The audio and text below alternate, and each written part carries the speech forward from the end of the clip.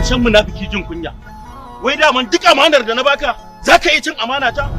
Wai wannan wace irin magana ce? Ka zo kana ta gaya mana aikin mu fa na hadari ne. Ka zo kana ga aba mai girma ba shi man. Bai kamata ka dinga mana wannan magana ba fa. Ba sai da dina ni Alhaji Iro. Jiya da daddare na ga ma Alhaji Iro ya kira ni na kasa barci.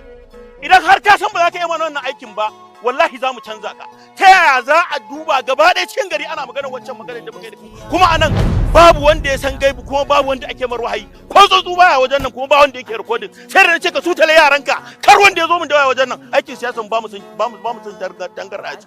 In ba za ka iya ba wallahi al'azim zan kawo da kai. Dan ina da madara a ƙasa. To gaskiya wannan abin a cikin mu ne. Kuma da zama da munafiki gwara zama da barawo. Dole duk wanda na kama a cikin wannan wanda ya mana munafincin dole sai na aika shi yanzu. Kun yadda za mu bincike kuma na ce kada kowa ya tawo da waya. Ka gane magana ta to aikin mu fa na hadari ne. Kai ma ka sani ko ba haka ba rasa ran mu muke yi. Ku kuma rasa kujerar ku kuke. Wanne ne yafi?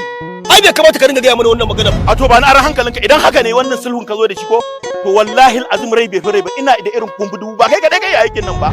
Kun wallahi tsiya da kake gani da walakanci ko tsiya da mutunci wallahi al'azim ya fi ainihin talauci da kaskanci.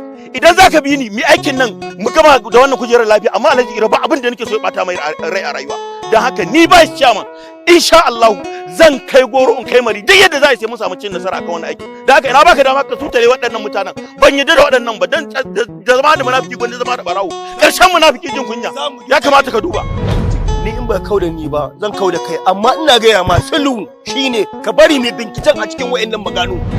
To tun da ka zo da sulhu na ba da daman a duba. To wallahi duk wanda na kama a cikin ku a yanzu wallahi alazim sai na auna shi.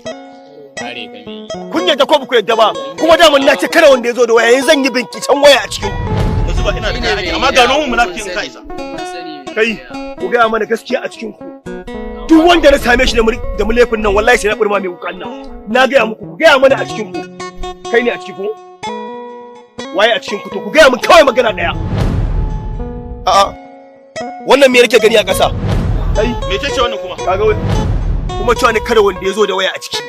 To kaga munafiki shi ne. To kaga abin da nake gaya ma ko? Ƙarshen munafiki jin kunya ashe a cikin yaranka akwai ƙananan yanyan. Gaba da zamanin mun mai wuya oga. Kyale shi kashe shi zami ai da na auna gwarar dau. Ka gane? To dan me ba ka daga sa cikin ka ji nauyi ba sannan kai aiki da su. Kawai mutum sai ya zo ma da kamuyami a cikin albu. Da gida ka bar mu da shi kawai. Dan kare yi mun ko ba kawai. Dan Allah.